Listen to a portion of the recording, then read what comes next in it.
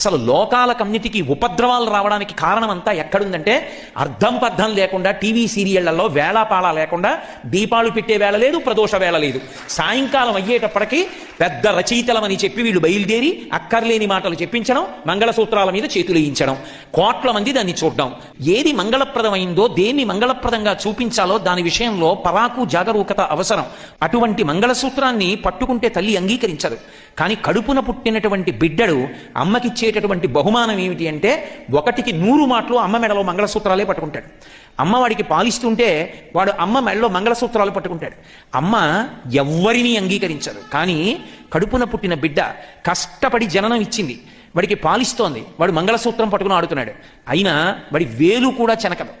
పూల పొట్లం విప్పినట్టు జాగ్రత్తగా వేళ్లు విప్పి ఆ చేతిని ముద్దు పెట్టుకుని మంగళసూత్రాలు వాడికి దొరకకుండా లోపలికి వేసేసుకుంటుంది తప్ప తన మంగళసూత్రం పట్టుకున్నాడని పిల్లాన్ని చెనకుతుందా? చెనకదు.